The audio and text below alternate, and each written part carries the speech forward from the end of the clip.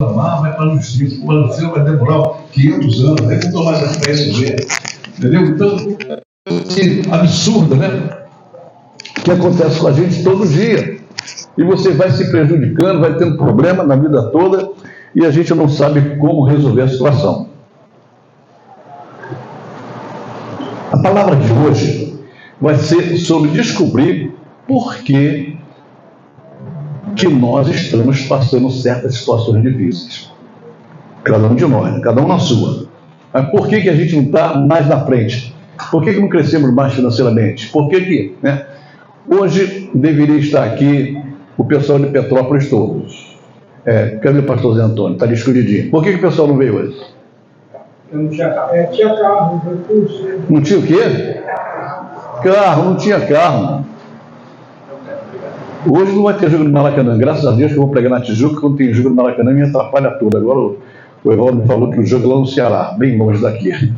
Mas presta atenção, se você vai num jogo, vai no Maracanã, não no jogo, no Maracanã, e ver quantos carros tem ali, se você for na praia da Barra da Tijuca, agora não é verão, mas se fosse chegar no verão, você não anda, porque é tudo engarrafado, é carro para todo lado.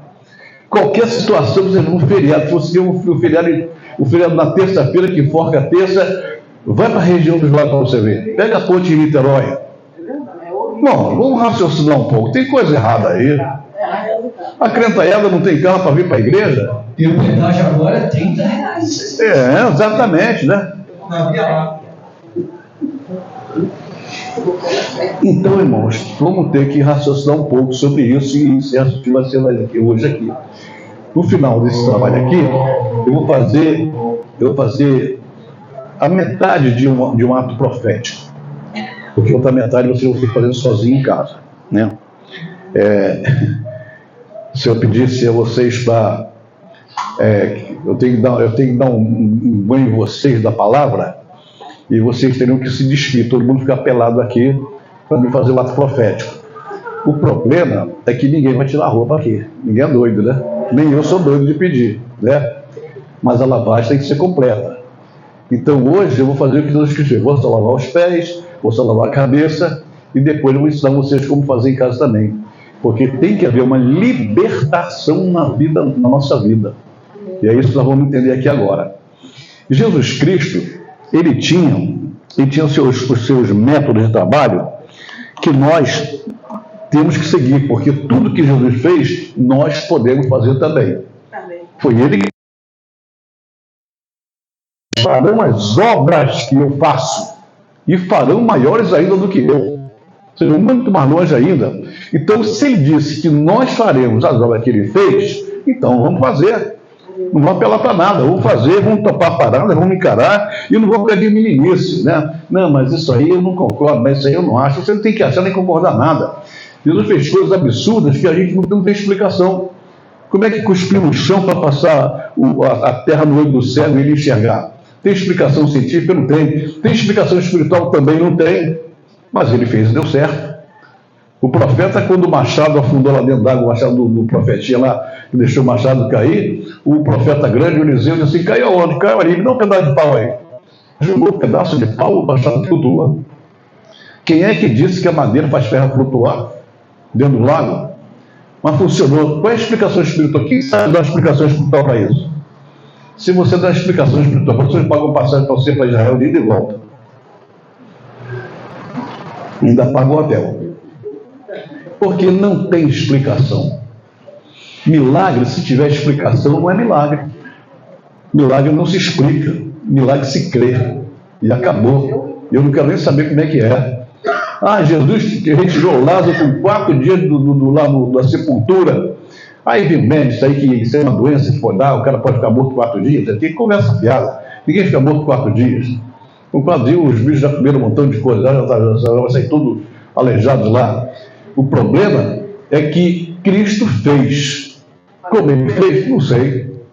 Se eu soubesse exatamente, se eu tivesse explicação para isso, eu ia no cemitério e ressuscitava minha mãe. Já morreu muito tempo, tem saudade dela.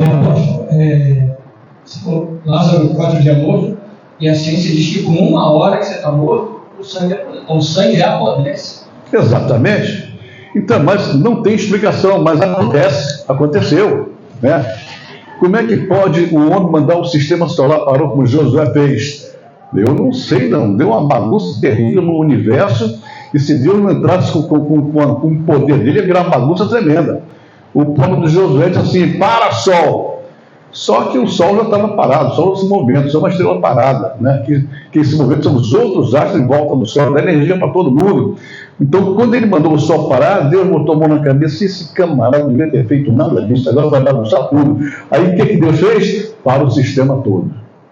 Para a Terra, para o Sol, para a estrela, para até os cometas tem que estacionar aí. Para lá. Senão ia virar uma bagunça tremenda no mundo. Mas Deus não fez. Tem explicação? Não tem explicação. Entendeu? E outro detalhe interessante, daqui a pouco, irmão, sabe o que aconteceu? Diz que Deus também resolveu entrar na parada. Na guerra também. Pode ler na Bíblia, que diz que desceram um monte de pedras vindas do céu. Onde é que Deus vai arranjar essas pedras? Eu acredito que ele trouxe de outro planeta para vencer os inimigos. Chuva de pedra.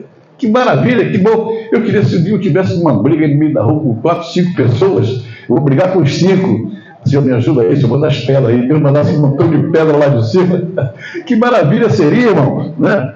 Se tivesse uma explicação, mas não tem explicação, irmão. Entendeu?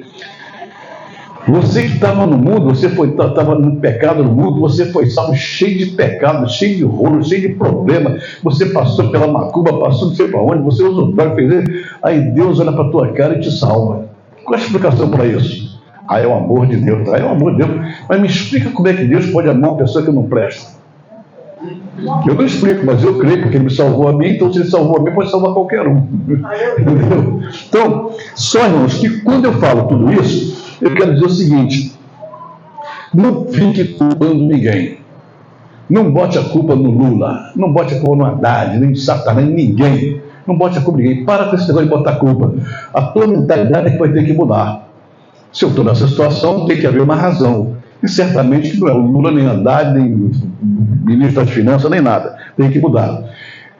Presta atenção. Eu falei que Jesus Cristo, o modus operandi dele, que ele trouxe para a gente, para nos ensinar. Quando Jesus Cristo chamou aqueles 12 vieram com problema. Ele olhou para a cara deles e viu que era tudo problemático. Mas ele chamou assim mesmo. Só que tem um detalhe, irmãos. Quando ele chamou, ele estava lá na Galileia, quando estava chamando os pescadores, né? E chamou Pedro. Só que ele não chamou Pedro, o nome dele não era Pedro, o nome dele era Simão, ou Shimon, em hebraico, né? Shimon. Aí Jesus Cristo fala assim, teu nome, não te chamarás mais Shimon, te chamarás Kefas, que ele fazia a palavra hebraica é para Pedro, né? Pedro quer dizer uma pedra pequena. Então, teu nome agora não vai mais ser Simão, teu nome vai ser Pedro, que você vai ser forte, vai ser isso, aquilo, etc, etc. Coitado, o Pedro, quando chegou em casa, a mulher dele falou assim: ô Shimon, por que você não veio almoçar? Chegou nessa hora, eu estava onde? A mulher fala assim: não me chama de Shimon não, meu nome agora é Pedro. Você está doido? Não. Encontrei com Jesus ali fora, ele olhou para a minha cara e disse que eu não tenho cara de Shimon, eu tenho cara de Pedro. E mudou meu nome.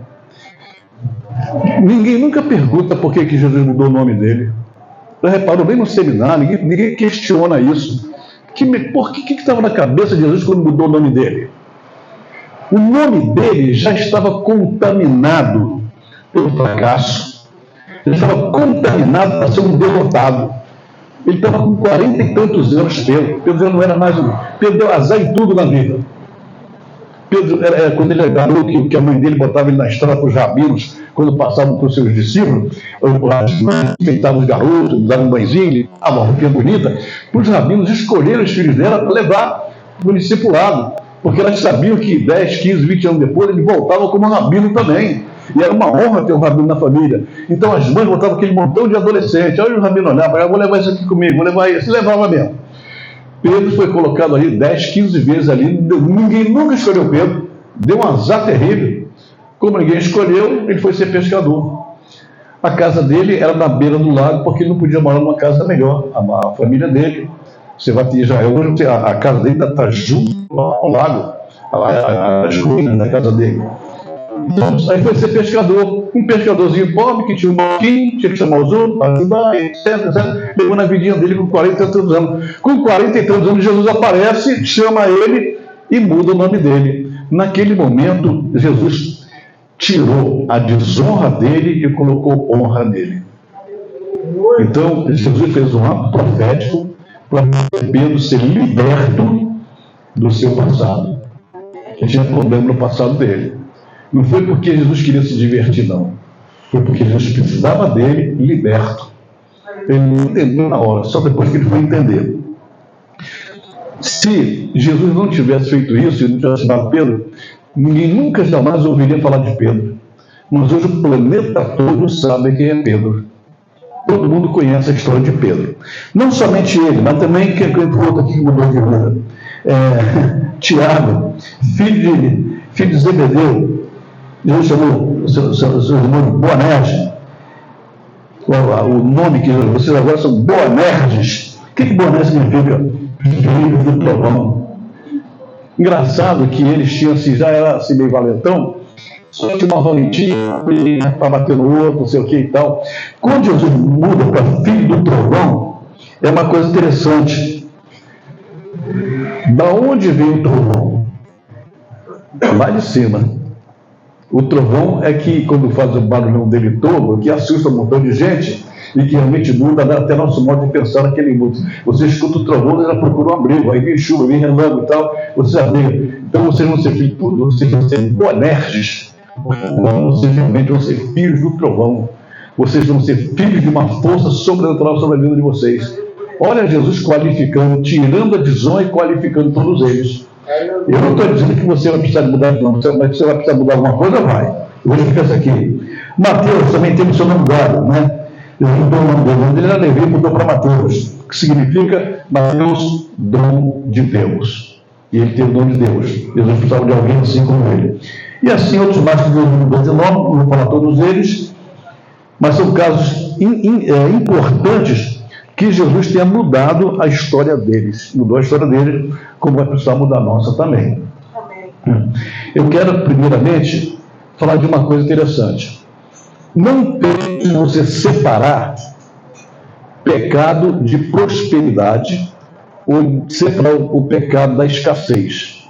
A escassez sempre está ligada ao pecado. O salmista fala uma coisa interessante.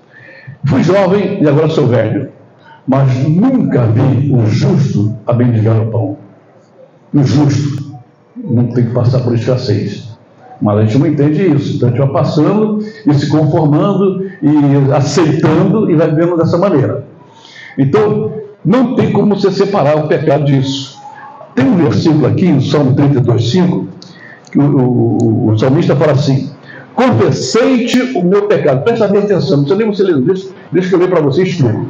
Confessei-te o meu pecado, guarda a palavra pecado, e a minha iniquidade não encobri. Confessa, guarda a palavra iniquidade. Confessarei ao Senhor as minhas transgressões. No mesmo salmo, no segundo versículo, está falando três coisas: pecado, iniquidade e transgressão. São três coisas diferentes. Bem diferente, muito diferente mesmo. Pecado é aquilo que a pessoa comete involuntariamente. Se eu perguntasse a vocês quantos de vocês pecaram esta semana, de vocês pecaram, eu também pequei em algum momento, um pensamento, uma palavra, uma irritação, alguma coisa que você não queria falar, você falou, você não queria pensar, você pensou, mas você cometeu um tipo de pecado que te atrapalha a vida. Mas não é um pecado costumeiro que você vai pecar todo dia, toda hora. Esse pecado é chamado pecado involuntário. É aquele pecado que Jesus está sentado à direita do Pai, intercedendo por nós, nosso advogado. Você comete o pecado, deveria receber o castigo, porque o salário do pecado é a morte, mas você não morreu. Se vocês estão aqui na igreja hoje, vocês pecaram a semana toda e hoje não estão na igreja de novo. Vão pedir perdão, vão se consertar e na próxima semana vão errar de novo. Mas é o pecado involuntário que o Senhor, nosso advogado, está sempre acima de embaixo. Aí vem outro pecado chamado transgressão. Dessa ordem, pecado é voluntário, aí vem a transgressão, que é um pecado mais grave. pecado mais grave, é cometido com a consciência de que ele é pecado. Toda pessoa, qualquer pessoa que vai cometer um roubo, que vai xingar alguém premeditadamente, que vai cometer um adultério premeditadamente, ele tem consciência, ele tem certeza absoluta que é um pecado. Uma mentira que ele vai dizer. Ele tem consciência de que é pecado. Uma consciência que nem foi forjada na igreja. Quando você era garoto na sua casa, a sua mãe já dizia para você vai dizer que mentir é pecado. Então, é um pecado. Você sabe que é pecado, mas vai fazer assim mesmo. Eu sei que é pecado, Deus sabe que é pecado, mas eu vou cometer assim mesmo. O nome disso é transgressão. O problema é que a transgressão, irmãos, ela é pareada, vamos dizer assim, né? Quando fala de ela é colocada lá da rebelião. Fazer, você é rebelde. E o problema da rebelião, irmãos, é que a rebelião ela é comparada à feitiçaria. Isso está na Bíblia. Olha como é que o negócio vai aprofundando. Então, quando se comete uma transgressão, você, com toda certeza, já está debaixo de uma influência de demônios. Você sabe que é errado, mas você está sendo ajudado, você está sendo empurrado, inspirado por demônios. Pecado de feitiçaria. Que tem crente que fala assim, fizeram macumba para mim, não sei o quê. Ora por mim, pastor. Ora para quê? Por quê? A Bíblia diz que aquele que é nascido de novo, o marido não lhe toca. Não tem macumba para pegar em crente. Pega em crente meia boca, crente que não está certo com Deus, crente que anda errado, crente que anda... Aí pega. Mas crente que anda com Deus não pega de jeito nenhum, irmão. Deus protege o filho dele. Ontem eu vi aquela bobalhona, aquela cantora Alcione, né? Ele fala com o Trump que eu vou fazer uma macumbinha para ele deixar o Brasil em paz. Será que alguém explicou para essa mulher que toda a família do Trump é cristã, vive na igreja, adorando a Deus? Ele, a mulher, os filhos são todos crentes. Ela vai quebrar a cara. Fazem culto dentro da Casa Branca todo dia. Faz culto dentro da Casa Branca. Adora a Deus todo dia. Ele ama a Deus. Ela vai quebrar a cara. O feitiço vai virar com o feiticeiro, né? Conforme aconteceu com essa última que morreu aí, que eu não posso falar o nome aqui, mas aconteceu, né? O xingamento que ela fez com o Bolsonaro, os dois xingamentos, foi as duas causas da morte dela. Você planta, você colhe, sério, você é lei, né? E em terceiro lugar, não cobrir a minha iniquidade. Iniquidade piorou o negócio. Glória a Deus, aleluia, irmã Ana chegando na igreja, está preocupado, eu tive que se ligar para a senhora. Graças a Deus, saúde para ela aí. Aleluia! Graças a Deus, seja bem-vinda. Aliás, essa semana as nossas coroas estiveram doentes. Foi a irmã Ana que já estava, a irmã Marília e a Paula que operou, né? Está sentadinha ali, todas as três estão na igreja hoje, né? Graças a Deus. Vamos lá. A iniquidade, ele ferrou com tudo. A iniquidade, você acabou de carimbar seu passaporte para o inferno. Porque a iniquidade é o pecado continuado. A Bíblia diz assim, quem vive no adultério, os adúlteros não entrarão no reino de Deus. Então, adúltero, você está ferrado mesmo, já está decretada a tua morte. Não é diferente de uma pessoa que cometeu um adultério, se arrependeu, Deus perdoa. Isso não é adulto. Escorregou, caiu, se arrependeu, se levantou, Deus perdoou, está restaurado. Graças a Deus por isso, né? Mas aquele que é permanentemente, continuamente adulto, hoje pega uma, vai pegar outra, depois pega outra, depois pega outra, depois pega... O camarada vive do adultério, vai vivendo no adultério, que o dia você vai sentar no colo de Satanás. Com toda certeza. Não adianta, mas eu vou me arrepender. Vai se arrepender, se der tempo, se arrepende, se não der, azar o seu. Né? A iniquidade já te escravizou. No pecado involuntário, é escravo. Mas na iniquidade você já está escravizado, dominado e já tomou conta da tua vida. Não tem como você pedir a Deus prosperidade. Você já está debaixo de maldição. O pecado está ligado diretamente à prosperidade e também diretamente à escassez, né? Então, estou falando isso, irmãos, porque nós vamos chegar aqui no terceiro item aqui. Tudo que está escrito aqui eu vou mostrar para vocês pela internet. É só para falar de um caso que aconteceu na Bíblia. Quando lá em Mateus, lá em Marcos, houve um caso em que um pai trouxe um filho que estava tendo ataques, né, de epilepsia, de alguma coisa, caía no chão, se batia no chão e tal. Na verdade, era um demônio que tinha ali, né? E aí chamaram os discípulos, o pai levou os discípulos expulsarem. Os discípulos que andavam com Jesus Cristo, fazendo milagres, expulsavam o demônio toda hora, e o demônio não saiu. O demônio não saiu até que Jesus chegou. Quando Jesus chegou, qual é o problema? O Senhor trouxe aqui o meu filho para os seus discípulos expulsarem, mas eles não conseguiram. Né? Ainda deu uma geração incrédula. Né? Então, ele falou para o menino: se você crê, tudo é possível ao que crê. Se você tiver. Porque o garoto era lançador, o garoto se jogava no fogo, na água, ele queria matar o garoto, o demônio. E logo o pai do menino, quando Jesus falou assim: se você crê, tudo é possível ao que crê. Tudo é possível. Aí ele responde da seguinte maneira: eu creio, Senhor, ajuda na minha incredulidade. Preste atenção nessa palavra, eu vou parafrasear ela para vocês, porque isso dá uma confusão. Se eu creio, como é que eu sou incrédulo? Eu creio, ajuda na minha iniquidade. Ou seja, eu creio, mas eu estou vivendo no pecado. Não tem como, eu preciso de ajuda. O que o pai está falando para Jesus Cristo? Eu quero libertação para ele e quero ele na iniquidade. E iniquidade, como eu disse, está ferrado. O profeta Isaías, quando chegou lá no capítulo 6 dele, ele disse: ai dos bêbados, ai das prostitutas, ai dos que roubam, ai dos que maltratam o pobre, ai. Quando chega no capítulo 6, que ele tem a visão da glória de Deus, eu vi o Senhor sentado sobre um sublime trono, tal, etc. Ai de mim. Aí foi ai de mim, né? Era ai dos outros, agora ai de mim. Ai de mim que vou perecendo, porque eu vi o Senhor sentado sobre o sublime trono, não. Aí aparece o anjo, né? E pega uma brasa um serafim, segura a visão, pega uma brasa do altar, toca nos lábios e fala assim: a tua iniquidade foi tirada. Irmãos, até esse ponto aí, ele tinha visão, mas não ouvia nada, nem falava nada com Deus, que havia uma barreira de iniquidade. O anjo vai, tira a iniquidade dele, e aí ele ouve. Quando ele ouve assim, aí ele ouve o Senhor falando: a quem enviaremos, quem há de ir por nós? Aí ele ouviu, aí ele responde. Agora ele responde: a iniquidade, essa iniquidade, eis-me aqui, envia-me a mim. Ou seja, ele confessa que agora ele topa a parada. Então até o capítulo 6 era um profeta, já era profeta. Ele era primo do rei Uzias. Ele era profeta, só profetizava qualquer bobagem. Não estava nem aí, ninguém tocava nele, era primo do rei. Quem é que vai tocar no primo do rei? Ninguém. Era amigo do rei.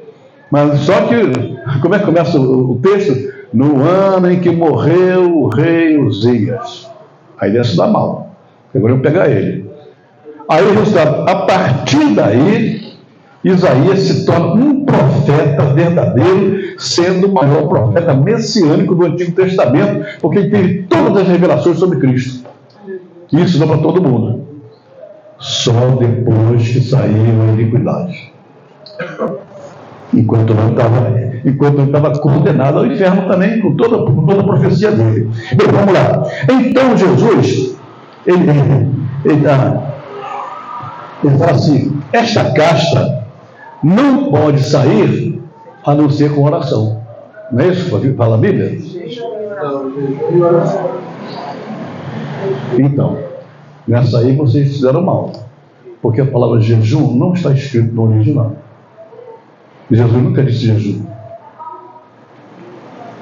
Se vocês pegarem algumas Bíblias mais ligadas ao original, você vê que a palavra jejum vem entre parênteses. Nem sei se lá de vocês tem lá em parênteses. Mas Jesus nunca disse jejum. Essa carta não sai a não ser com oração. Ele parou aí. Aí alguém acrescentou em jejum. Acho que alguém que transcreveu que gostava de jejum botou jejum. Mas não tem no original isso. Eu nunca vi ninguém dizer que vai jejuar para o demônio sair. E hoje falam como dá mais dizer fazer o jejum do que a oração. Exato. Tem gente que pensa mais no jejum do que na oração. A oração, irmãos, é o contato direto com Deus. Entendeu? E aí o jejum, eu não vou ensinar sobre jejum aqui hoje não, mas o jejum tem tantas implicações que, se você souber, eu vou ter que falar isso quando estiver chegando perto de 1º de outubro, para falar sobre a questão do jejum de 25 horas que vamos fazer. O jejum tem tantas implicações, todas as implicações requerem, você vai quebrar a cara. Só vai ficar sem comer, vai passar fome e não vai ser nem atendido. Porque jejum, você não pode atender celular, você não pode ver televisão, você não pode bater papo com ninguém, você se retirar, você tem que dar um lugar totalmente sacrifício. Os judeus, eles se afastavam da cidade, lá, e ficavam lá o tempo todo isolados para jejuar. Jesus Cristo foi jejuar para o deserto, não queria bater papo com ninguém, não queria conversa com ninguém. Moisés, quando foi chamado para jejuar, subiu do monte, não podia jejuar pelos outros. Por quê? Porque qualquer coisa te distrai. E o jejum é contato permanente durante o tempo de jejum com Deus. Não vamos falar isso, não, vamos falar isso para lá, porque isso é outra história, né? Então, o jejum é uma coisa de altíssima responsabilidade.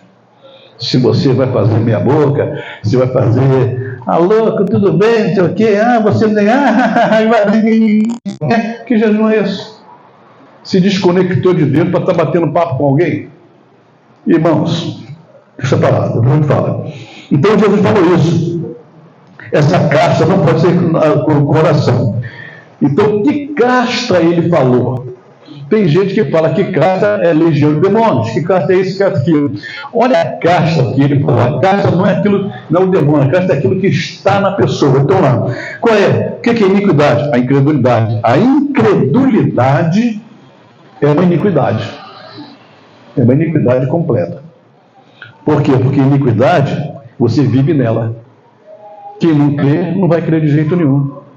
Então, quando a Bíblia fala assim que as pessoas que blasfemam contra o Espírito Santo, que blasfêmia é essa contra Deus? Que tipo de blasfêmia é xingar a Deus?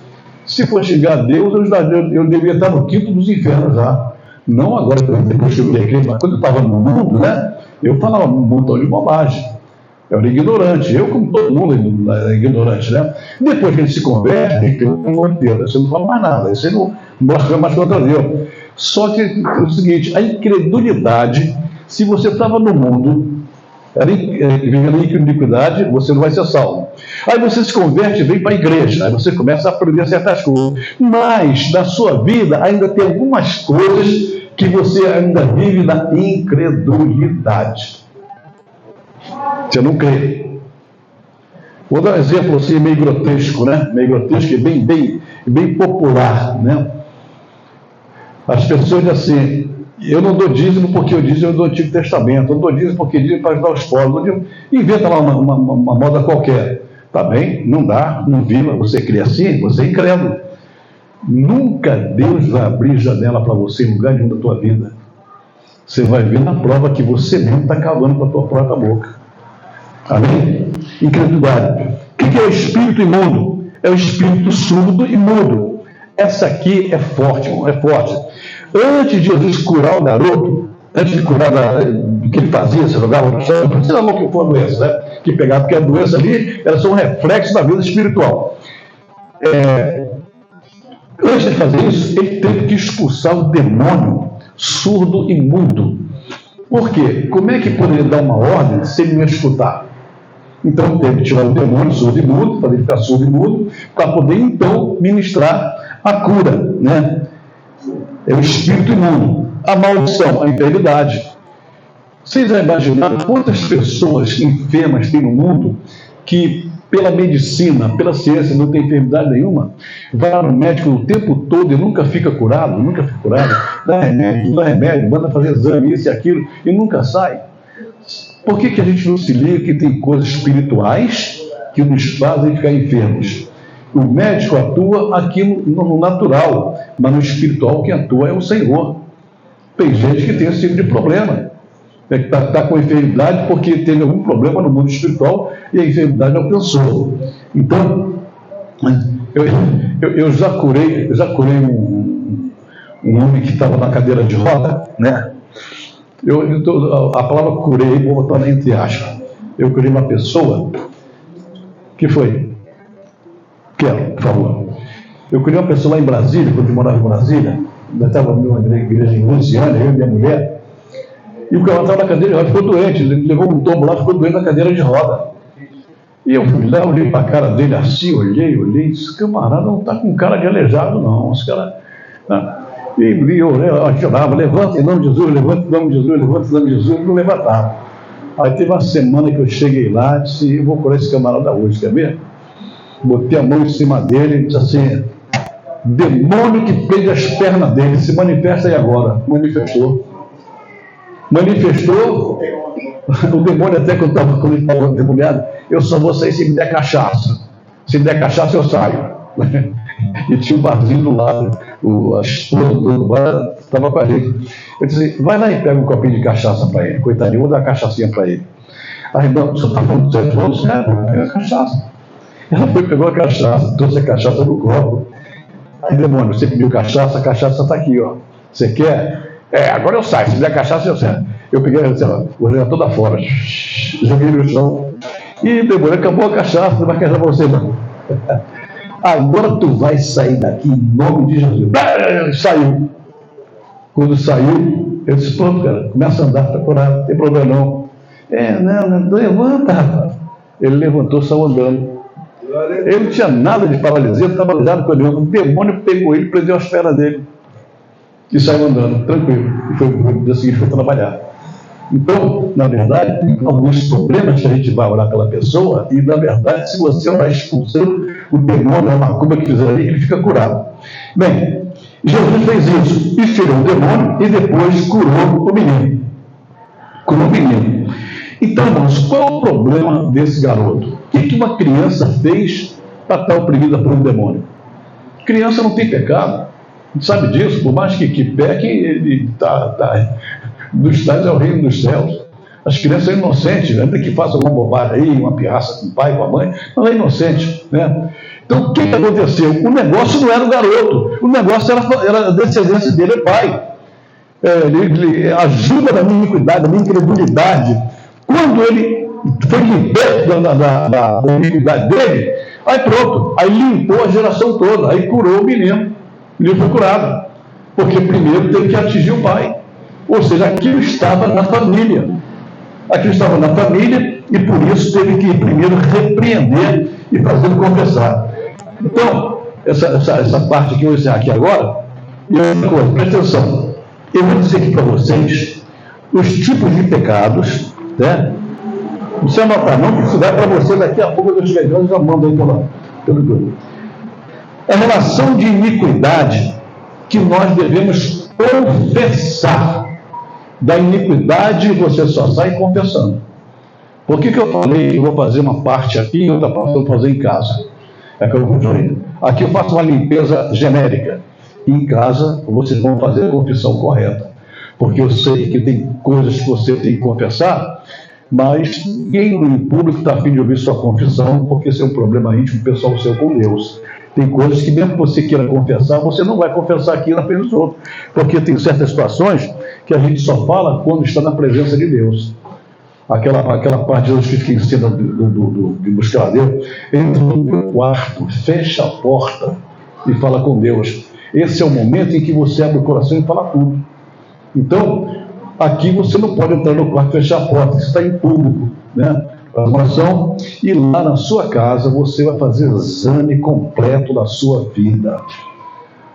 Completo, irmãos. Completo. Desde que você se converteu e vê em que área que você está tendo um problema de iniquidade, um problema contínuo, um problema que você não consegue se libertar, um problema que realmente está atrasando na tua vida, que você não consegue fazer de jeito nenhum. Já te prendeu. É isso que você vai ter que confessar. E eu pretendo que ninguém confesse aqui, porque eu não quero que ninguém seja envergonhado aqui, nem vá sair por aí alguém comentando, não, é problema íntimo, e você vai ter que fazer na sua casa, sozinho, com o Senhor, porque Ele vai te perdoar. Você não precisa do perdão da igreja, precisa do perdão de Deus, amém? Incredulidade, você pode ser crente, você pode estar com o seu nome escrito no livro da vida, mas tem áreas da sua vida que você não crê de jeito nenhum. E se você não crê, você nunca vai alcançar. Você está preso, amarrado na iniquidade, e a prosperidade não chega porque você é incrédulo. Não adianta nada. Incredulidade, idolatria, feitiçaria, falência financeira, casamento fracassado, divórcio, aborto, espírito de dívidas, espírito de pobreza, alcoolismo, droga, espírito de religiosidade, espírito de Jezabel, esterilidade, síndrome de fracasso e outros que você enumerar aqui. São situações que ainda persistem na vida de certos crentes. São situações de espírito de falência, né? Começa a falar muito sobre isso, porque meu pai, porque meu avô fez isso, é por isso que eu tenho um problema de família e tal. E realmente você pode realmente ter um problema de família. Mas hoje você vai estar aqui entendendo isso aí e resolvendo esse problema com certeza. Ou seja, nem sempre o pecado lá de trás da sua geração é um pecado grotesco, é um pecado escandaloso. Às vezes, uma questão de desonra. Se houve desonra da sua família, e essa desonra está acompanhando você, ela vai acompanhar você e depois vai acompanhar teus filhos, teus netos, vão continuar se você não resolver o problema. Se você não resolver o problema, a escassez não vai embora da tua casa.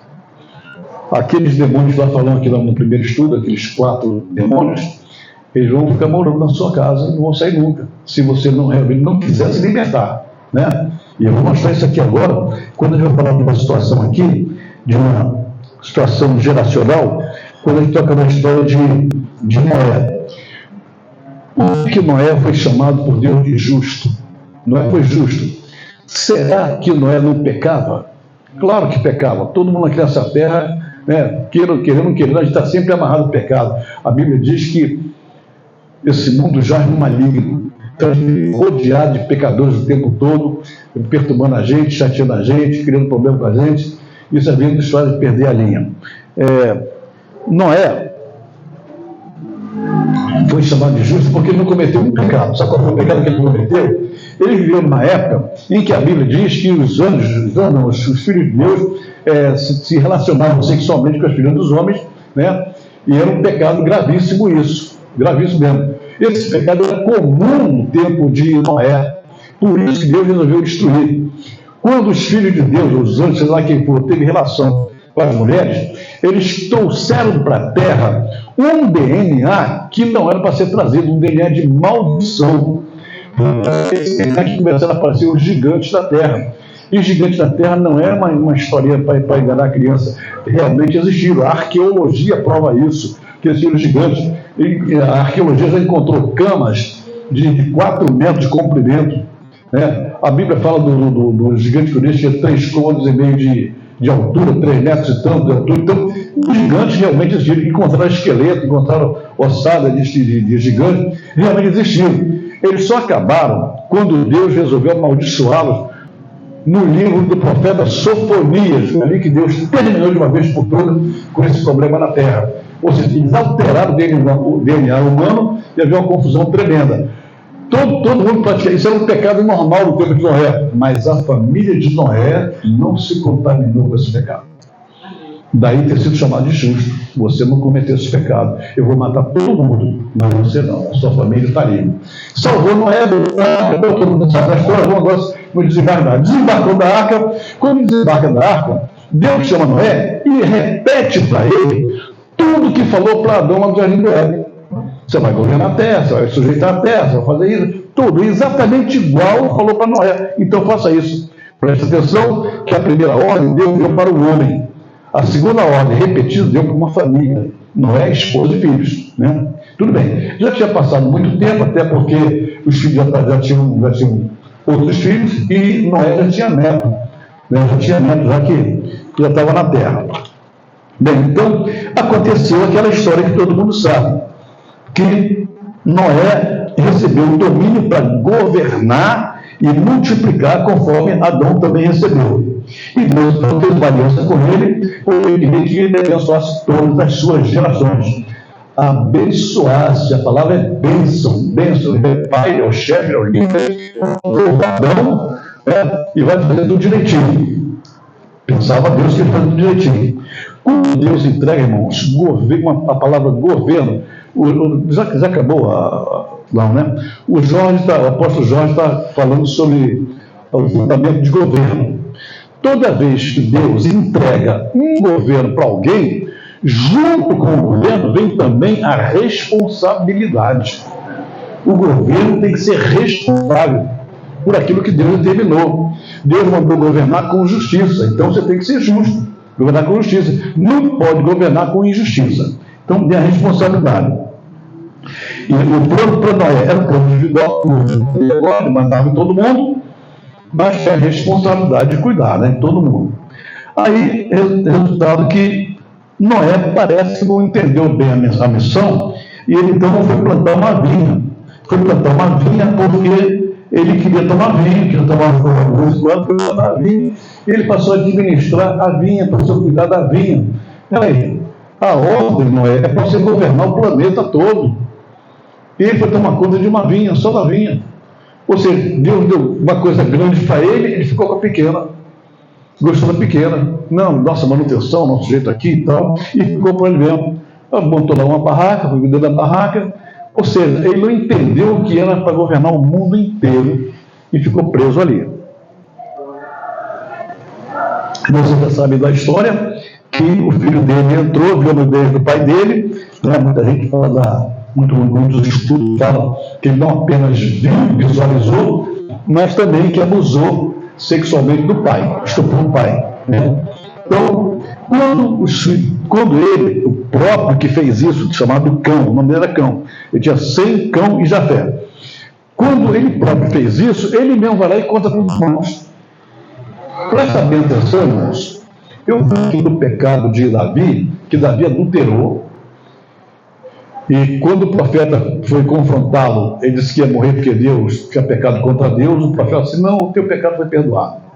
O adultério está ali, você não vai pagar não. Mas vai pagar o quê? Vai pagar a desonra. A desonra vai pagar. Cão fez isso com o pai, não ficou calado e foi lá para os irmãos. Ou seja, desmoralizou o pai, desonrou o pai. Ou seja, ele fala honrar pai e mãe para que se prolongue seu dia, para ativar bem e se prolongue seu dia na face da terra. Ele cortou essa bênção aí quando desonrou o pai. Falou para os irmãos ficaram chateados, ficaram aborrecidos, pegaram um pano lá para cobrir o pai, viraram a cara para o outro lado para não ver a nudez do pai, falaram cobrir o pai e restauraram a honra do pai. Quando o pai acorda, e a Bíblia diz: soube Noé o que seu filho menor lhe fizera. E aí, quando ele percebeu isso, o que foi que ele fez? Ele diz assim: maldito seja Canaã. Eu falei que o nome do filho era Cão. Canaã era o filho de Cão. Ou seja, ele amaldiçoou o neto, porque daí para frente era geração dele sendo toda abençoada. Mas ele disse que era a bênção. Preste atenção numa coisa que eu vou te dizer. Ele tinha 3 filhos. Deixa eu ver se eu pego aqui. Ele disse assim: onde é que está aqui? Quero pegar exatamente como é que está aqui.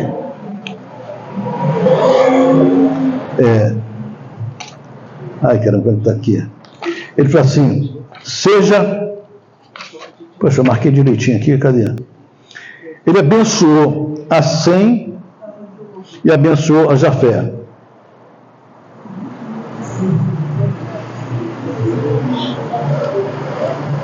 Deixa eu pegar na Bíblia que é melhor. É o 7, né?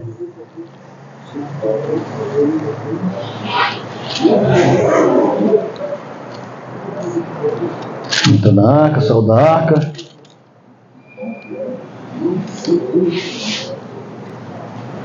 Bebeu vida, né? Porém,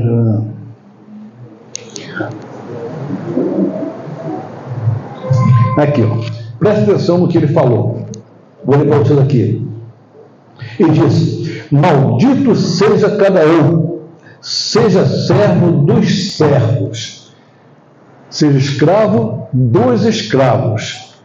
Isso aqui é uma coisa interessante, irmãos, porque a palavra servo e a palavra escravo, os que eram servo e escravo do dono da fazenda, eles ganhavam uma merrequinha lá para trabalhar, ou por dia, por semana. O dono sempre dava um dinheiro para o escravo e para o servo, aquele trabalho mais próximo da casa. Só que a expressão escravo do escravo significa o seguinte: esse escravo do escravo, ele não ganhava nada. O escravo ainda ganhava, mas o escravo dele não ganhava nada. Ele vivia de comida, ele é igual ao povo, trabalhava pela comida, não via dinheiro, não prosperava, não tinha nada. Então, era uma situação pior ainda do que a do escravo.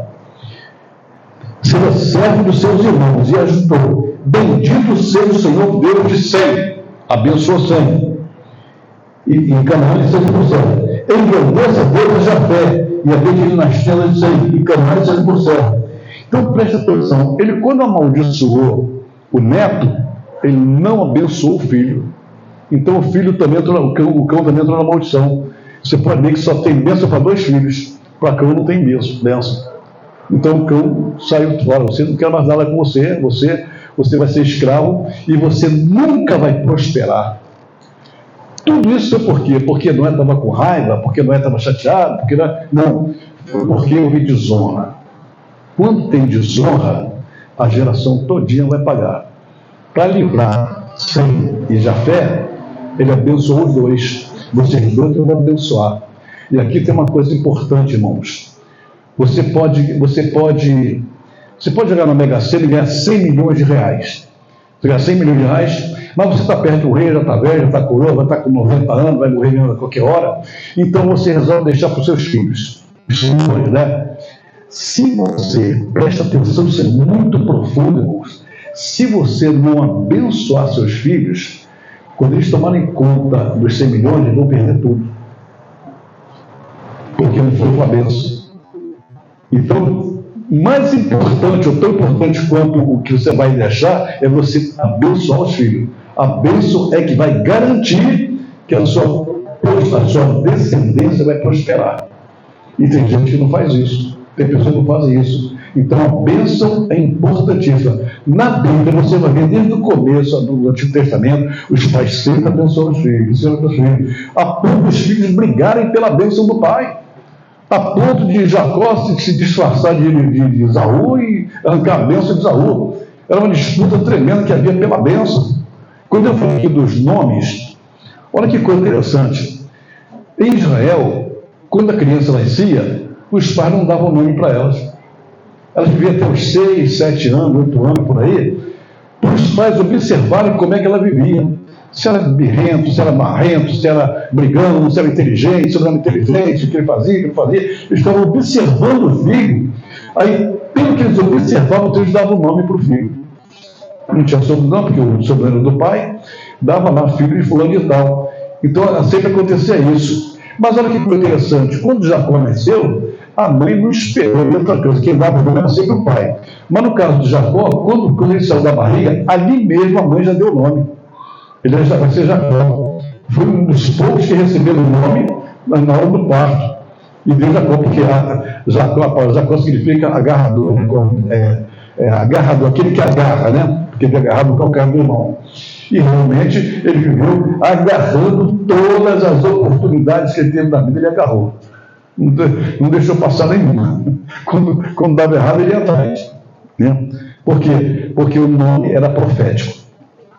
E a questão da honra. Então, ele amaldiçoou e aí não teve mais honra nenhuma para que ele acompanhe o tempo todo. Com qual de vocês consegue identificar se em alguma geração de vocês houve um caso de desonra? Luana? Você fez assim? Então, mas na hora que você começa a meditar, você vai ver que lá atrás aconteceu uma coisa assim. Aí, mas eu não tenho nada com isso, meu bisavô, meu tataravô, lá atrás, né? Só que está na família lá. O Espírito Santo muda. Quando a gente fala de espírito surdo e mudo, a gente pensa num demônio que se manifesta, que faz bagunça na igreja e tal. O demônio surdo e mudo, às vezes, ele fica quietinho, mas quietinho mesmo na vida da pessoa, né? Quantas vezes você ouve uma pessoa, escuta, conhece uma pessoa que ouve uma palavra, ouve um estudo, ouve uma profecia e fica tudo sem entrar na sua cabeça porque não entendeu nada, não compreendeu nada, e aí a pessoa não percebe que já tem um espírito surdo e mudo operando na vida dela. Quantas vezes já viu cristão, um crente de verdade, né? Crente do, como fala aí o pessoal da Assembleia de Deus, um crente pentecostal do pé roxo, né? É crentão mesmo, que às vezes tem vergonha de falar para alguém que é cristão no seu trabalho, ou na sua universidade, ou nos seus amigos. Tem vergonha. Essa vergonha é o espírito mudo. Sabe, conhece, mas não fala. Ou então sabe, conhece, mas não ouve. Não ouve uma palavra de repreensão, não ouve uma palavra de correção, não ouve uma palavra do Senhor, não ouve quando Deus fala, não ouve nada. É o espírito surdo e mudo operando. Eu estava, acho que foi com o Zé Antônio, eu estava conversando, né, porque alguns pastores conversam comigo, eu falo assim, né, a arrecadação da igreja diminuiu porque os irmãos estão perguntando, tudo, Zé Antônio, desempregados, não estão trabalhando. Mas, às vezes, a pessoa diminui o dízimo, mas dizima. Ou seja, ele continua sendo fiel. Eu disse, não é bem assim não. Se você ganha 10 mil e você tem que dar R$1.000 de oferta, de dízimo, se você deu 999, você não dizimou não. Você deu uma oferta de R$999. Não tem janela aberta para você não. Porque Deus não dá para enrolar ele de jeito nenhum, irmãos. Ninguém consegue enrolar o Senhor. Ninguém consegue ludibriar. Ninguém consegue enganar o Senhor. Ninguém consegue escarnecer Deus. A Bíblia diz lá no Salmo 2, ninguém escarnecerá do Senhor. Então não adianta querer dar uma de esperto, porque pode dar esperto para cima do pastor, para cima do diácono, do evangelista, do profeta, mas diante de Deus não dá. Então não tem jeito, né? Não adianta você tomar uma decisão em cima do que não lhe pertence. O nome disso é desonra. E cada bobagemzinha que você vai desonrando a Deus e não percebe que essa desonrazinha vai tirando de você toda a bênção de prosperidade na sua vida. Diga. Apóstolo, eu me lembrei aqui que eu estava vivendo uma situação no meu ministério na época, e a gente lutava e enchia a igreja muito baseada no ministério não fluía. E aí eu conversando com o senhor me alertou para algo, que eu estava dando testemunho da minha infância, da minha criação, e no meu testemunho eu falava muito sobre o caráter que meu pai tinha, como meu pai criou a gente. E o senhor identificou que ali no meu testemunho eu estava desonrando meu pai em morte, né? E aí estava travando o meu ministério. Realmente, eu fiz um ato, né? O senhor me direcionou. E realmente, a partir daí, a diferença ministerial foi muito grande. Sim, você te saiu da iniquidade. Isso aconteceu comigo também. Eu já contei quando tive um problema com meu pai. Quando eu contava a história que meu pai foi embora de casa e abandonou a gente, eu falava que meu pai tinha bobagem que meu pai tinha feito. Um dia, irmãos, eu não fui repreendido por nenhum profeta, não. Eu fui repreendido diretamente por Deus. Deus, de vez em quando, ele me pega sozinho dentro do carro, quando eu estou na estrada, não tem ninguém perto, ele me pega. Eu sempre gostei quando eu estou sozinho, eu dirijo orando, como preciso e tal. E teve um dia que Deus me pegou assim: você está desonrando o seu pai. Eu disse: meu pai já morreu. Pois é, morreu, mas tem a memória dele, você tem que guardar, você vai parar de falar o que você está falando por aí. E aí eu aprendi a lição, nunca mais eu contei a mesma história, mudei a minha história. Eu falo, até porque uma coisa que eu aprendi, o meu pai não abandonou os filhos, ele abandonou foi a mulher dele, a esposa dele, que era minha mãe. E eu estava assumindo a culpa. Meu pai não separou lá, tiveram problema com a minha mãe, separou. Né? Mas eu parei de falar coisas negativas do meu pai. Porque tem que ser honrado. Morreu, mesmo assim tem que ser honrado. Isso é uma verdade, então, porque eles honram. E muda mesmo, a história muda completamente. Né? Então, como eu falei, não adianta deixar nada para trás sem quebrar a maldição. Isso aí se aplica também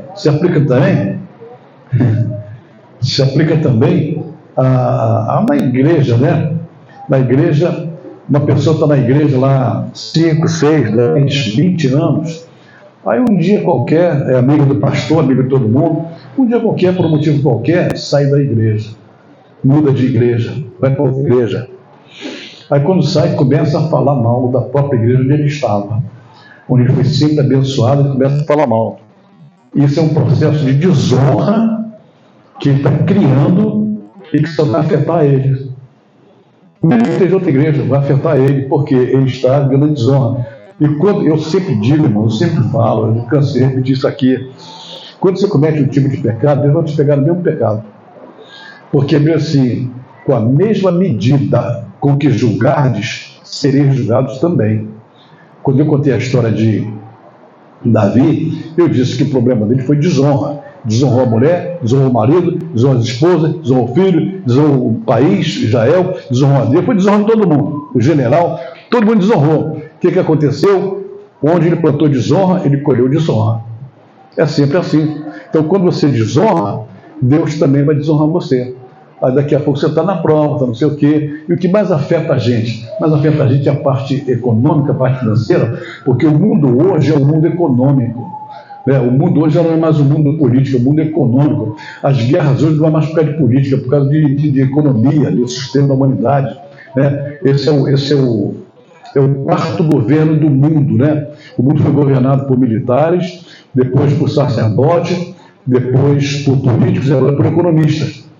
O quinto e último poder é quando Jesus Cristo chegar na Terra, que vai implantar o poder espiritual. É o quinto e último governo. Então, hoje em dia, o que afeta a humanidade? É dinheiro. O Trump deu uma aplicação lá da lei magnífica em cima do Alexandre de Moraes. Agora, você não pode usar cartão, não pode receber salário, não pode tratar com nada dos Estados Unidos, é uma punição financeira. Por enquanto, depois pode piorar. Mas o que é isso? O mundo hoje é econômico e nós temos falta disso, de dinheiro. Né? Só que o que eu falei, o mundo não está tendo falta não, o mundo está no futebol, está na bebedeira, está na praia, está no pagode, está no serrano. Quando chegar o carnaval, todo mundo vai gastar dinheiro no carnaval e os crentes reclamando, não tem dinheiro, não tem aquele, ninguém vai. Por quê? Porque a mentalidade do cristão ainda é de escassez. Esse estudo que fala da escassez é o próximo estudo. O que fala que a nossa mentalidade tem que mudar. Existe uma fragilidade de mentalidade quando a gente começa a falar só de coisa negativa. Vou dar um exemplo básico. O café aumentou de preço. Eu comprava café, como todos vocês, café pilão, que eu tomo sempre, por R$16. Cheguei na semana seguinte, estava 25. Aí eu já fiquei chateado com o dono do supermercado. Está roubando. Eu vou no outro. O outro estava a mesma coisa. Tá bom, fiquei chateado, comprei e fui para casa. Na semana seguinte, quando eu voltei para comprar, estava 35. Que negócio é esse? Está complicando a situação. Aí, resultado. Quando chegou na quarta semana, já estava 40 e tantos. E era meio quilo. Eu disse, caramba, tudo café para R$90, mais ou menos. E comecei a reclamar. Agora imagine vocês, se eu tivesse 10 milhões depositados no banco, eu ia reclamar de quê? Pode botar R$200 que eu pago isso aí, eu vou comprar 10 quilos logo. Só reclama quem não tem. Aí você vai criando a mentalidade de que o dono do mercado é mais do que você, ele faz o que ele quer com você. Mas se você tem 10, 15 milhões no banco, que você tem uma poupança que te rende aí 100 mil, 200 mil por mês todo mês, tu vai reclamar de quê? Tu vai pegar um avião daqui para os Estados Unidos, tu vai de classe econômica? Eu vou na primeira classe. esnobando ainda, né? Por quê? Porque quem está na abundância não reclama. Só pergunta para reclamar quem está na escassez. Essa é a mentalidade. Quando você educar a sua mente para não reclamar de mais nada, porque você vai comprar do mesmo jeito, o que adianta na prateleira, colocar a prateleira? Isso é um roubo. Quem é que vai me escutar? Ninguém. Ninguém. Sabe o que a Bíblia diz a respeito disso? Que o rico será ouvido. Está lá em Provérbios. O rico sempre será ouvido, mas ao pobre jamais será ouvido nas cidades. Pobre não tem voz, escassez não tem voz. Pode reclamar à vontade, vai comprar do mesmo jeito. Então, irmãos, esse que é o problema. É a mentalidade da prosperidade que tem que mudar na nossa vida. É para isso que nós temos que dar o banho de palavra em todo mundo. Amém? Tem um montão de coisa para falar aqui, mas acontece que tem a ceia. A geração de Cão foi destinada, de Cão que cometeu pecado, foi destinada, o destino dela era trabalhar, trabalhar, trabalhar, trabalhar e não prosperar. Não prosperou, não prosperou, não prosperou. Para azar ainda maior, porque disse maldito seja Canaã, eles foram embora, mudaram, fundaram outras cidades, que estavam trabalhando como empregados dos irmãos. Você imagina o que é o filho de Cão, trabalhar para Sem, de Jafé, trabalhar para os tios, né? E não receber nada. Pô, mas ele é meu tio. Pois é, mas não é para receber nada, é para ser escravo de escravo. Entendeu? Então não receber nada, que a maldição é essa. E o pior de tudo é que os tios nem podiam fazer nada porque estavam debaixo de maldição. Qualquer ajuda que Sem e Jafé dessem aos seus sobrinhos depois, seu sobrinho Beto, qualquer um deles estaria cometendo um erro, pela plantando em solo maldito. E ninguém gosta de plantar em solo maldito. Então, vai trabalhar sem ganhar nada. Aí vem aquela história do cristão, né? Pois é, não sei o que acontece comigo, que eu trabalho, ganho bem, mas o meu dinheiro não dá para nada. Todo mundo já ouviu isso, né? Não dá para nada porque tem que alguma coisa ser consertada. Então você sabe o que é iniquidade, o que é transgressão, o que é tudo isso. E nós vamos então fazer essa oração aqui. Vamos fazer aqui, mas depois em casa, se vocês quiserem realmente fazer, faça uma reflexão da sua vida, peça perdão a Deus, confesse lá sozinho com Ele, confesse até pecado lá dos seus antepassados, sei lá de quem for, de alguém na sua família que está vendo desonra, porque quando a pessoa vive em desonra, é chato dizer isso, mas é uma realidade. Quando a pessoa vive em desonra, que a gente vai ajudar ela, parece que essa praga da desonra vem para a nossa vida também. Você tem dinheiro, você tem condição, você ganha bem, mas você está ajudando a pessoa que vive na desonra. Essa desonra começa a afetar as suas finanças, porque você não tem coragem de dizer não, e vai dando, e vai fazendo, e vai ajudando, sabendo que a pessoa está se afundando na vida. Quanto mais você ajuda, pior fica para você. Por quê? Porque a pessoa está debaixo de uma correção divina, e você está se metendo onde não deve. Eu já expliquei aqui, quando eu falo sobre fidelidade, irmãos, tem muitos pastores, porque na nossa igreja, as igrejas têm que mandar o dízimo aqui para o Rio de Janeiro. Só que a maior parte não manda, enrola, o que é pobre, o que, aqui não sei o que, aqui, não me enrolando. Eu percebo que pastor novo, que ele me enrolava com 50 e tantos anos de ministério, vai ter problema, você vai ter dificuldade. E eu, porque tenho um coração grande não significa que você é espiritual mesmo, não. Coração grande significa que às vezes você está desobedecendo a Deus. Porque quando eu orava por todo mundo. Eu orava pelos fiéis e pelos infiéis. Até o dia que Deus falou comigo: por que você ora pelos infiéis se você sabe que eu não abençoo o infiel? Você quer fazer mais do que eu? Isso é verdade. Como é que eu pedi para Deus abençoar o infiel, dar dinheiro para ele, dar prosperidade para ele, se um está sendo fiel e eu não? Olha a parábola dos talentos. Quem desenvolveu foi abençoado, quem enterrou se deu mal. Aí eu parei de orar, não vou orar mais não. Já estou bem na vez com Deus. Aí passei lá e ministro a bênção só para quem dizia minha oferta e primicia. Por quê? Porque esse eu sei que Deus vai abençoar. Não vou misturar alho com bugalho, não vou misturar joio com trigo. Joio é joio, trigo é trigo. Né? Ah, mas você não vai orar comigo ou não? Você não é fiel? Tá, mas você é meu pastor, você me apoia. Só por exemplo, isso eu não vou orar. Eu vou botar você numa situação difícil, porque Deus não vai te abençoar. Então, a gente tem que entender, irmãos, essas coisas que às vezes você pega aquilo que Deus te deu com alegria, Deus te deu porque você está sendo abençoado, porque você é fiel, e você pega e vai lá, a pessoa que está debaixo do castigo divino, você vai ajudar. Deus vai dizer para você, o que você está fazendo aí? Você está fazendo o que eu não mandei fazer? Quem mandou você fazer isso? E aí daqui a pouco você que está com problema, sabe por quê? Botou nas suas costas a carga dos outros. Botou nas suas costas carga de infiel. Botou nas suas costas carga de pessoas que desonram a Deus. O que você acha que Deus vai fazer com você? Ah, mas ele não tem que ter pena, não. Tem que ter pena, tá? Tem que ter pena, pode ter pena à vontade. Mas não faça nada que Deus não mandou você fazer. É ruim, é difícil, é duro, é claro que é. Mas paciência, é assim que funciona. É assim que funciona o mundo espiritual. Gostando ou não gostando, é assim que funciona. O mundo espiritual não é um mundo emocional. Você pode um dia dobrar o joelho assim na sua casa, chorar à vontade, que dependendo do que você falar, mesmo chorando, Deus vai ter um pingo de pena de você. Porque lágrimas nossas não vai tocar no coração de Deus. O que toca no coração de Deus é um coração puro, sincero, que ele fala. A um coração contrito não desprezarás, ó Deus. É coração contrito, irmão. Porque às vezes vai acontecer que eu assim, esse povo honra-me com os lábios, mas o seu coração está longe de mim. Ele até Jesus reclamou disso.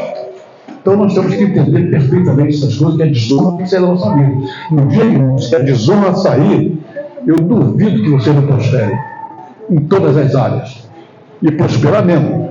Prosperar que ele quer. Você ter tanta bênção de Deus que o que você ministrar sobre os outros acontece. Vai acontecer. A sua palavra tem poder espiritual. Aí sim, para abençoar alguém, para fazer alguma coisa por alguém. Porque hoje, quem vive na escassez não abençoa ninguém. Quem vive na escassez não tem como abençoar. Ah, mas eu tenho vontade, tenho desejo. Se eu ganhar na financeira, eu vou ajudar todo mundo. Aí Deus vai dizer, ah, é? Então eu vou te dar. Porque não é para ajudar todo mundo, é para ajudar só os fiéis, só os que vivem na honra. E se você não discernir isso, porque, irmãos, aqui tem uma frase que eu botei aqui, vou deixar essa aqui para vocês, para fazer assim. Vou ler aqui, ó. Deixa eu ver se eu pego aqui. Então, aqui, rápido. Assim, está aqui. Olha, presta atenção para você. A pergunta correta sobre os filhos que receberam a bênção, a pergunta correta é a seguinte: não é o que eles fizeram com o dinheiro, mas é o que eles deixaram de fazer. Porque tem gente que pega o dinheiro e aplica um montão de coisa. Só que o que eles deixam de fazer é que prejudica eles. Sim. Só para acrescentar aí, não é o que eles fizeram com o dinheiro, muitas vezes é o que o dinheiro fez com eles. Exatamente. É que você poderia fazer uma coisa boa e não fez. Você poderia fazer dinheiro. Exatamente. O dinheiro passa a governar a tua vida. E aí, irmãos, aí não tem jeito. Aí é desonra total. Amém? Alguma pergunta? E quando a pessoa não é fiel, como o sobrinho, ele é afastado do evangelho, porque ele olhava para o sujeito dos outros, e ele é desviado justamente de tanta coisa para ele, que nem ele está entendendo. Ele deu, por que você está me dando isso? Por que você me deu isso? É desonra, né? Eu não estou dizendo, irmãos, se você der uma cesta básica para alguém, não é problema nenhum. Porque a Bíblia diz que você tem que matar a fome de quem tem fome, né? A Bíblia fala, até para o teu inimigo. O teu inimigo que pediu comida, você tem que dar, né? Não tem problema nenhum. Um dia que eu estava na favelinha dando comida aqui, dando os legumes aqui que ele acolhe, uma pessoa falou para mim, aquela mulher ali não, porque ele é macumbeira. Eu disse, daí, agora que você falou, eu vou lá dar, macumbeira. A fome não tem religião. Se o macumbeiro está com fome, dá comida para ele. O ateu, que não acredita que está com fome, dá comida para ele. A Bíblia fala sobre isso. Israel fazia isso até hoje, pai. Israel manda comida para Gaza. Não era para mandar para ele viver, mas ele vive matando a fome dele. Então, isso não é problema. Se você está dando uma cesta básica, você está cumprindo uma palavra bíblica que diz que você tem que estudar não para quem está precisando. Agora, peraí, me dá teu dinheiro, me dá teu carro, me dá isso aqui, não. Irmãos, eu passei uma situação terrível uns 7, 8 anos atrás aí, que eu tomei um prejuízo, irmãos, um prejuízo bravo.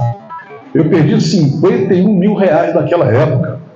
E só não me dei pior ainda, porque a pessoa que botou dinheiro na minha mão é muito meu amigo mesmo, que quando eu falei para ele, cara, perdi o dinheiro todo nesse negócio que a gente ia fazer. Ele riu e falou assim, não esquenta a cabeça não, isso acontece com todo mundo. Eu perco dinheiro toda hora e ganho toda hora. Não, mas como é que eu vou te pagar? Pagar? O que é isso? Eu entrei com o senhor, não paga nada não. Perdemos nós dois, fica tranquilo, não paga nada. Eu tenho uma amiga até hoje, é um empresário rico, né? Então, graças a Deus, não me humilhou, nem falou nada e continuou meu chá. Mas o que aconteceu? Eu tinha a bênção na minha mão.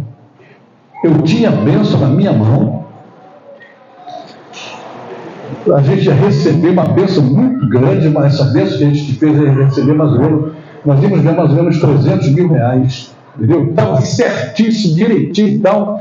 Uma pessoa me liga e soube, pois é, você vai fazer isso aqui, por que você não bota a gente no meio também? Eu disse, não, mas acontece, não, mas que é isso? Mas você, cadê nossa amizade? Cadê isso? Cadê não sei o quê? Nesse aí ele disse, pronto, agora fica me cobrando. Aí ele disse assim, mas ajudar aqui, só você não tem medo. Quando eu caí nessa armadilha, botei mais 3 pessoas. Inclusive, depois descobri que uma era uma mulher, ela não é uma mulher ainda. Ela estava na igreja, mas vivia permanentemente adultério por vários homens diferentes. Eu não sabia isso. Fui dividir a bênção com eles. Sabe o que aconteceu? Perdi tudo. Fiquei chateado. Eu disse, já sei. A próxima vez que eu colocar na minha mão, eu vou botar um esparadrapo na boca. Ninguém vai saber. Só depois que eu ganhar a bênção eu vou tirar. Porque tem gente que vem com o olho grande em cima de você, mandado por Satanás. É o devorador. Eu perdi. Ainda bem que meu amigo, não, que esquenta a cabeça, não. Deixa eu falar. Se precisar de mais, eu dou mais. Não quero saber de mais nada, não. E fiquei na pior. Entendeu, irmão?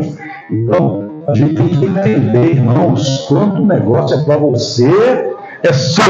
É verdade. Depois que você ganhar, aí você ajuda da sua forma, né? Também não é explorar alguém olhar para você, porque você tem dinheiro, que está prosperando, vai grudar em você, vai colar em você para ficar te explorando a vida toda. Sai fora, isso é desonra. Amém? Quem tem? Você levantou a mão, Tânia? Diga aí. Dá o microfone para a Tânia ali. Com relação ao dinheiro, ele falou aqui que não era o dinheiro Carmen, com você. me arranja um cafezinho quente?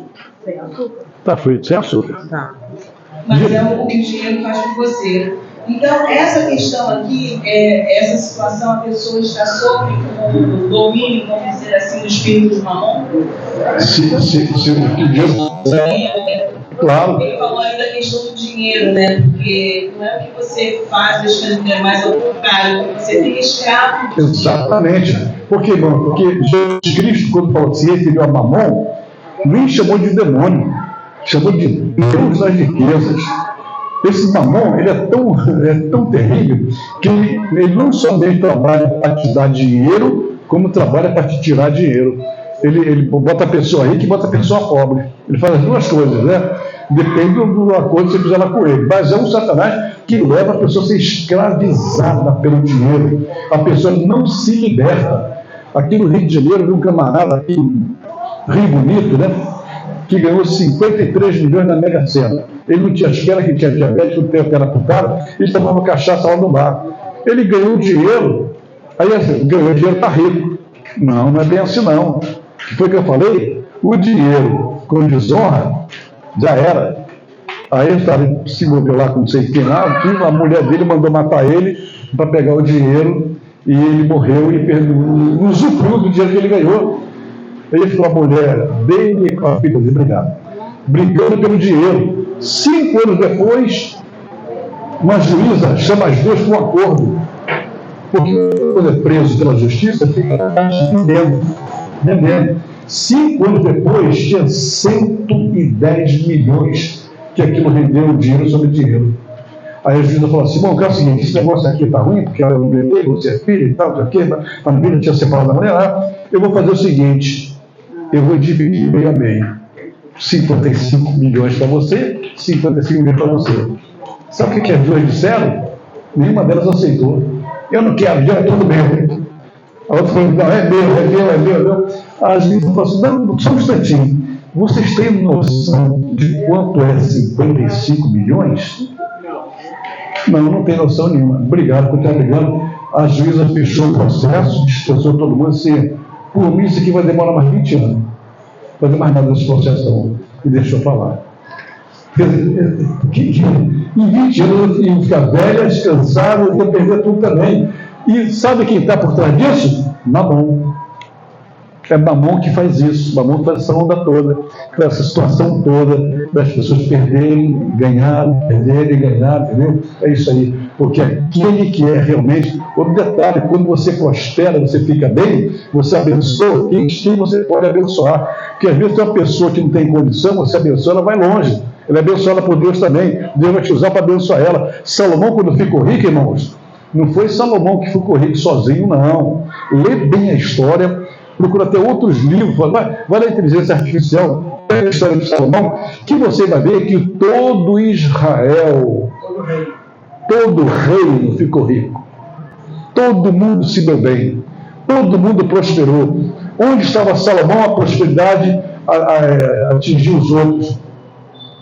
Ele tinha tanta prata, mas tanta prata, que a história diz que a prata ficou desvalorizada. Quando alguém ia pagar alguma coisa com prata, aqui não aceita prata, só aceita ouro. Porque desvalorizou de tanta prata que tinha que prata, até o mendigo estava com prata, até o pobre estava com prata em casa, ninguém queria prata. Por quê? Porque ele prosperou o reino todo. Então você tem que ser uma pessoa que, se você prospera, a tua família que você ama, que às vezes, faz eles prosperarem também, não vai fazer dependerem de você, não, faz eles crescerem também, faz eles prosperarem também. Eles prosperam, você benção.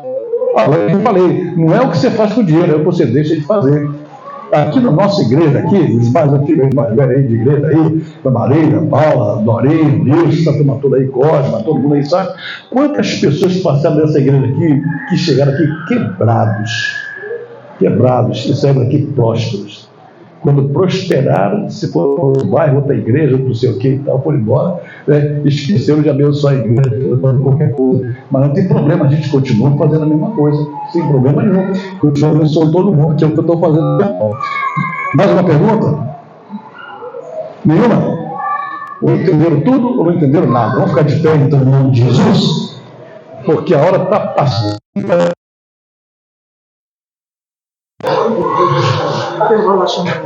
As mulheres vão cantando. Chama, por favor. Deixa o Wilson chamar. Cadê o Wilson? Tem que usar de autoridade lá. Glória a Deus, aleluia. Eu vou fazer uma oração aqui, vocês vão fazer comigo, e quando chegar em casa, vocês vão começar a meditar o que tem na sua vida que você sabe que ainda é uma coisa que pode estar te prejudicando. Ainda que você não tenha certeza, mas se desconfie, peça perdão a si mesmo, se conserta a si mesmo. Basta você sentir que alguma coisa lá atrás, ou com um parente, ou com os seus antepassados, ou alguma coisa que você fez, ou alguma coisa que não devia ter feito, você presta bem atenção, porque pode ser isso que está atrapalhando a sua vida. A Bíblia diz assim: não vos esqueçais do dia das coisas pequenas. Deus sabe tudo. Ninguém enrola a Deus. Foi o que eu falei no dízimo. Se você não dá o dízimo completo, você está enrolando a Deus, e Deus ninguém enrola. Teve um dia que um camarada, um camarada deitado na barraca dele, ele e uma mulher sozinho, casalzinho sozinho, ninguém está vendo nada. E esse camarada, a mulher que estava com ele era a cunhada dele, porque o irmão dele tinha morrido. Ele morreu, e a lei, costume vizinho, que o cunhado teria que fazer um filho na mulher, na cunhada dele, para que esse filho fosse herdeiro do irmão dele, não dele, do irmão dele. Né? Ele tinha que já, para a descendência dele não parar. Só que o camarada não aceitou bem essa ideia. Aí disse, não tem problema não, vou dar uma enroladinha aqui. Então a Bíblia diz que ele teve relação sexual com a mulher, na hora da ejaculação, ele tirou o pênis e ejaculou fora da mulher. Ele não imaginou de jeito nenhum que Deus estava de olho na relação sexual dele, que Deus estava ali. Acabou de fazer uma semente fora, não botou na mulher, que o pai me mandou, morreu. Deus o matou na hora. Olha aqui, me desobedeceu, era para fazer um filho, né? Não, ficarei morto. Deus é o Deus também das coisas pequenas. Amém? Então a nossa oração aqui agora vai ser uma oração. Eu vou falando e vocês vão repetindo tudo para fazer o princípio do ato profético que vai terminar na casa de vocês. Vocês entenderam dessa parte, né? Amém? Pessoal, vamos orar. Eu vou dizer que vocês vão repetir. Senhor meu Deus, em nome do Senhor Jesus, eu quero te pedir que neste momento, Senhor, o Senhor possa sondar o meu espírito e tudo aquilo, Senhor, onde eu causei desonra, onde minha família causou desonra, onde os meus antepassados causaram desonra, pela qual estou sendo atingido agora. Essa desonra está afetando a minha vida. Eu não sei qual é, Senhor, mas onde estiver essa desonra, eu quero me humilhar perante a tua potente mão. Quero me humilhar diante de ti e suplicar o teu perdão pelos meus antepassados, pela minha família, pela minha própria vida, onde eu errei, onde deserrei, não somente a ti, mas a qualquer um dos meus irmãos, a qualquer pessoa nessa terra que eu tenha desonrado. Eu me humilho, Senhor, e te peço perdão, em nome do Senhor Jesus. Eu quero a minha libertação, Senhor. E ao chegar à minha casa, eu orarei novamente para buscar a minha vida, para que tu possas me mostrar, Senhor, onde foi que eu pequei, onde foi que eu errei, onde foi que eu desonrei, para buscar o teu perdão, Senhor. Porque eu quero uma limpeza completa na minha vida espiritual, na minha vida financeira, na minha vida familiar.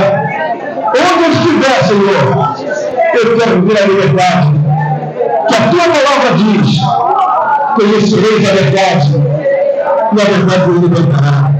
Eu quero ser livre, Senhor, de toda desonra que aconteceu na minha família. E te agradeço, Senhor, por esta palavra nesta manhã, que me liberta e me ajuda a voltar a prosperar. Obrigado, Senhor. E eu te darei toda a honra e toda a glória pela bênção que nos concede. Em nome do Senhor Jesus. Amém. Aplausos para Jesus pela honra. Aleluia. Glória a Deus. Bendito seja o nome do Senhor. Vamos então fazer a nossa ceia. Cadê os irmãos que vão distribuir aqui o pão?